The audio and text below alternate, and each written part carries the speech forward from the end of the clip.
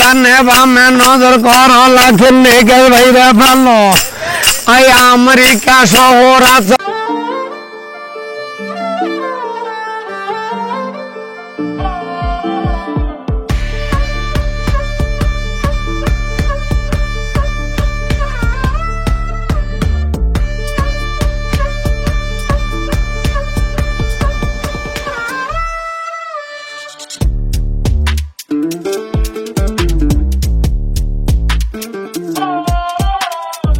সুপ্রিয় দর্শক মন্ডলী, নিউজ বাংলাদেশের ফেসবুক পেজ থেকে আপনাদের সকলকে স্বাগত জানাই। আপনাদের সঙ্গে যুক্ত রয়েছি আমি মোহাম্মদ আকাশ।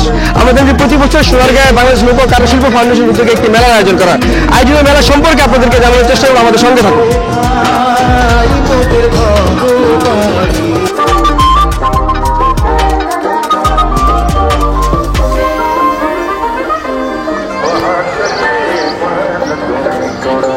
বাংলাদেশ লোকজ কারুশিল্প ফাউন্ডেশন উদ্যোগের এই মেলাটি 18 জানুয়ারি থেকে ফেব্রুয়ারির 16 তারিখ পর্যন্ত এই মেলা এখানে চলবে। আমরা এখানকার 100টি স্টলের মধ্যকার কিছু সংখ্যক স্টল সম্পর্কে আপনাদেরকে জানানোর চেষ্টা করছি। আমরা অনেকগুলো স্টল মালিকের সঙ্গে বা স্টলের ব্যবসায়ীর সঙ্গে কথা বলেছি। তারা আমাদেরকে জানিয়েছেন এবারের ব্যবসায় তাদের আগের তুলনায় এবারের বেচা বিক্রি অনেকটা ভালো আছে।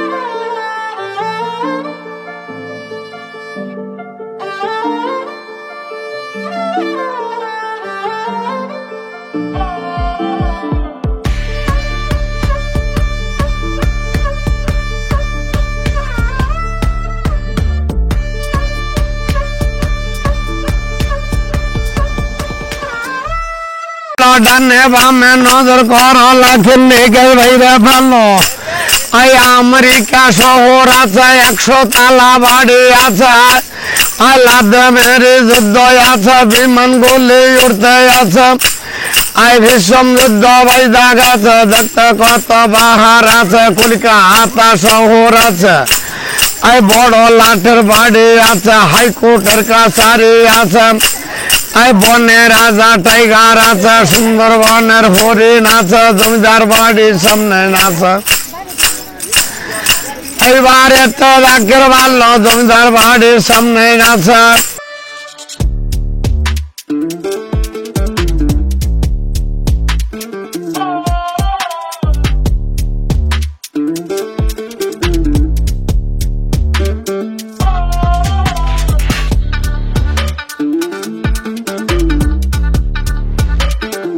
মেলা প্রাঙ্গণে এসে আমরা কিছু দর্শনার্থী পেয়েছি। এদের মধ্যে একজন কথা বলবে, তার সাথে আমরা কথা বলতে চাচ্ছি। আপু, এখানে এসেছেন আপনি কখন আর কেন এসেছেন? প্রথমত আমরা আসছি খুবই সকালবেলা, আমরা 9টার মধ্যে চলে আসছি। আমাদের আসলে স্কুল থেকে পিকনিক ছিল, তো সেখান থেকে আসলে আসা। এখানে এসে কেমন প্রদর্শনী দেখতে পাচ্ছেন আপনি? আসলেই খুব ভালো লাগছে যখন এসেই দেখলাম যেখানে এত বড় একটা মেলা হচ্ছে।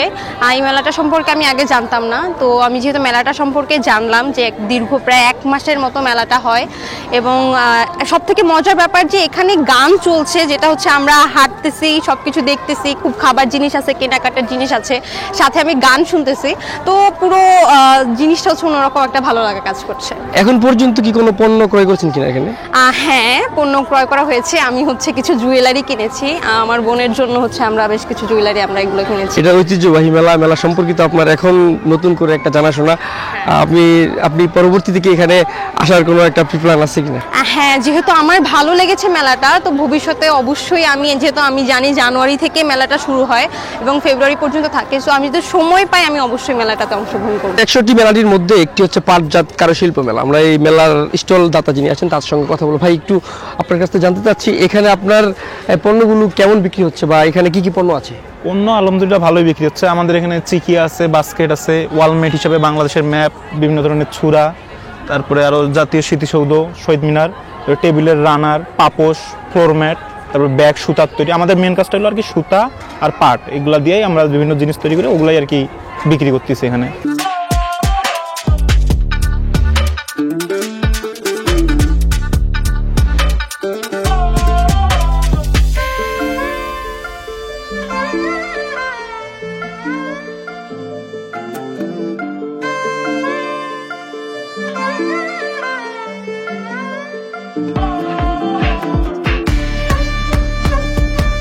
বাংলাদেশ কারুশিল্প মেলা ও লোকজ উৎসবে আমরা একটা ব্যতিক্রমী প্রদর্শনী দেখতে পেলাম। এখানে দেখতে পেলাম যে পেন্টিং এর একটি ঘরে একটি পেন্টিং এর একটি স্টলে একজন পেন্টার, তিনি আবু সাইদ, যেটা জুলাই আগস্টের যে আন্দোলনটা ছিল, আগস্টের আন্দোলন কেন্দ্রিক যে একটা মানুষের যে আবেগ বা একটা ত্যাগ, সেটার সম্পর্কে তিনি একটি পেন্টিং করেছে। পেন্টিং সম্পর্কে আপনাদেরকে দেখানোর চেষ্টা করব।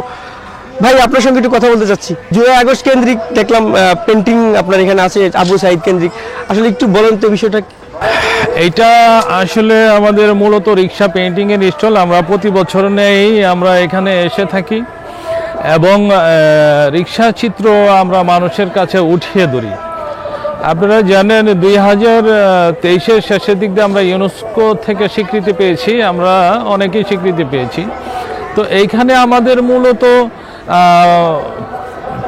উল্লেখযোগ্য যে পেইন্টিংগুলো হয়, এগুলো আমার দর্শনার্থীদের মাঝে উঠিয়ে ধরা। এখানে আমি জুলাই আন্দোলনের যে পেইন্টিংটা করেছি, আবু সাইদ মুগ্ধ, আরও অনেকেই আছে। এই জিনিসটা যাতে আমাদের যে নতুন প্রজন্ম যারা আছে তারা যাতে এই জিনিসটা দেখে এবং অনুপ্রেরণা নিতে পারে এবং এইটা যাতে, এই স্মৃতিটা যাতে ভুলে না যায়, যার জন্য আমি দর্শনার্থীদের জন্য এটা রেখেছি। এবং আমরা রিক্সা পেইন্টিংটা প্রায় বিলুপ্তির পথে, যে এটা যাতে বিলুপ্তি না হয়ে যায়, আমরা বিভিন্ন পণ্যের উপরে এই রিক্সা পেইন্টিংটা নিয়ে এসেছি।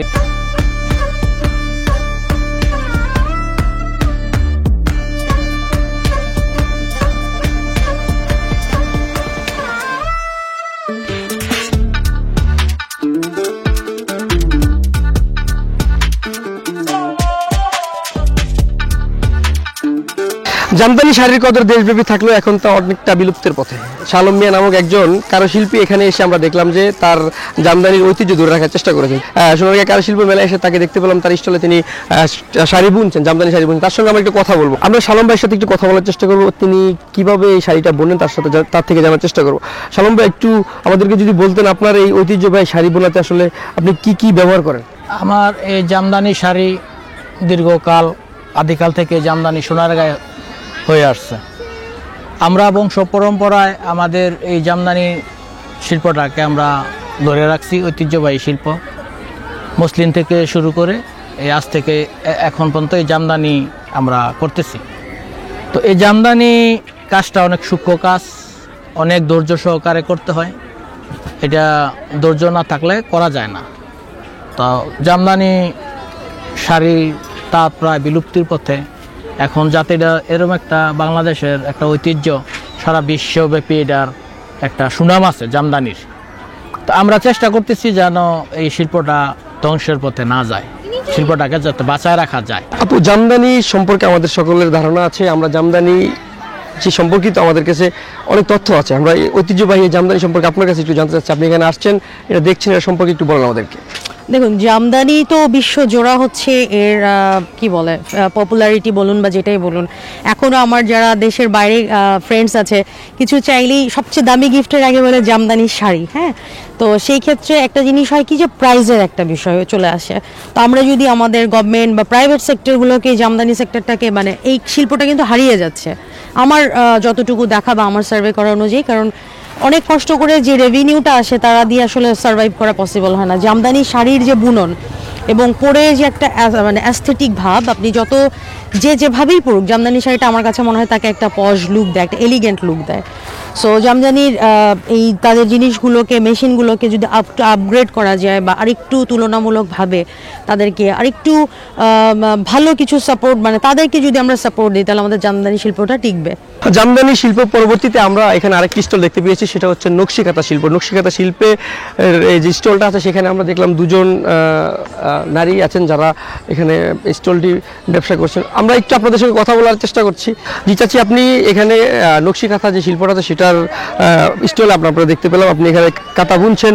একটু যদি বলতেন আমাদেরকে, আপনি কি কি আইটেমের এখানে নকশিকাঁথা শিল্পটাই করছেন, বিক্রি করছেন? আমার নাম হুসনেরা, আমার সোনারগাঁও নারায়ণগঞ্জ আমার জন্ম।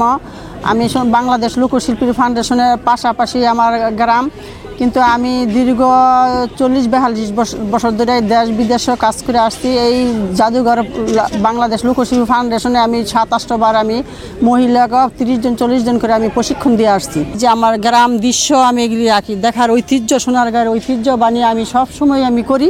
আর আমি শিল্পী চর্চা জার্নালের জন্য আমি বাড়ির যে বানাইছি, অনেক দেশ বিদেশও গেছি। আপনার এখানে কত ধরনের আপনার কত কাঁথা আছে আসলে? যে অনেক ধরনের খাতা আছে, আমি যারা নিম্ন যে একদম মনে করেন কেউ ইয়া করতে পারে না, 1200 থেকে শুরু। আমি এই যে এটা 25,000 টাকা অর্ডার, আমি বিসিকেতে পুরস্কার পাইছি। ওটা আমি কুমিল্লা জাদুঘরে একটা নিচে নিয়ে আমার স্মৃতি হিসেবে রাখার জন্য, ওইটা 50,000 টাকা এরকম আমি অর্ডার। আপনার এখানে সর্বোচ্চ কত প্রাইসের আছে আসলে? আমার সর্বোচ্চ 50,000 পর্যন্ত আছে। তারপরে আমি 3 পিস শাড়ি, তারপরে কুশন কভার, এই মশারি কভার, সোবার কভার, 3 পিস, সব বিভিন্ন আইটেমে আমি করি।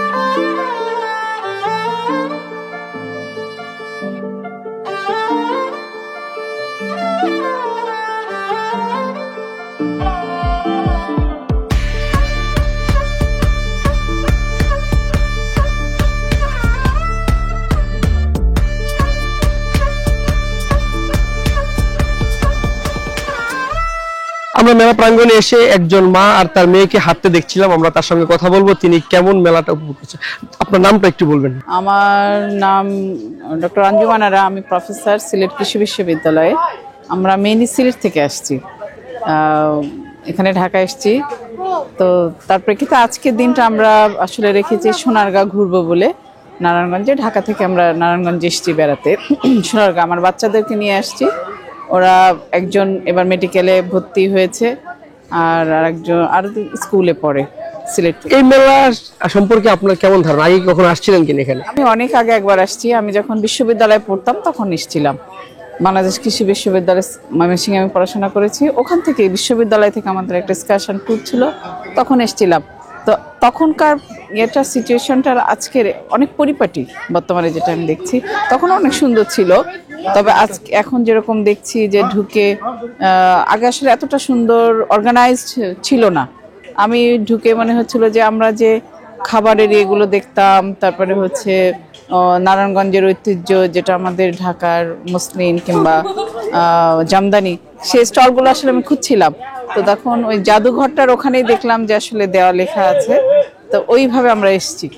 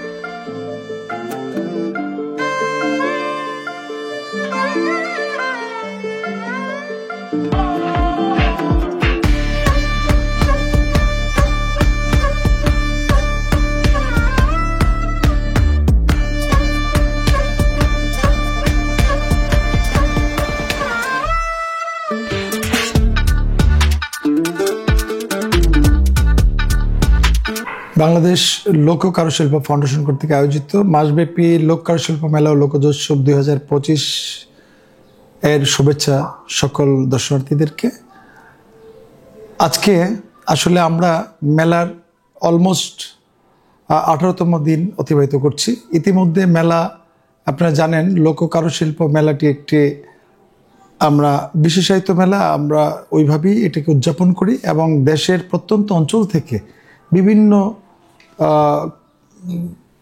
বিভিন্ন মাধ্যমের কারুশিল্পীরা এখানে একত্রিত হয় এবং এই কারুশিল্পীদের কর্মময় প্রদর্শনী এবং তাদের বিকিকিনির এই পরিবেশটি একটি মুখরিত পরিবেশ হিসেবে আমরা উদযাপন করার চেষ্টা করি।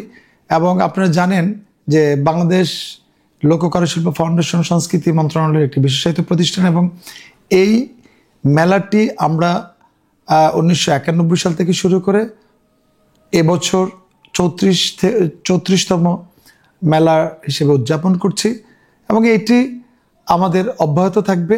আমরা চেষ্টা করি গ্রাম বাংলার বিভিন্ন মাধ্যম যেগুলো হারিয়ে যাচ্ছে, ঐতিহ্যের যে বিষয়গুলো আমরা এখন আর খুঁজে পাই না শহরে জীবনে, এই বিষয়গুলোকে আমরা ফুটিয়ে তোলার চেষ্টা করি এবং এখানে আসলে আপনি এক নজরে দর্শনার্থীরা খুঁজে পাবে তাদের হারানো ঐতিহ্যকে এবং তাদের সংস্কৃতিকে, এবং তারা এক বুক ভরা আবেগ আমাদের যে হারিয়ে যাওয়া ঐতিহ্যকে ধারণ করে এখান থেকে ফিরে যেতে পারবে আমার বিশ্বাস।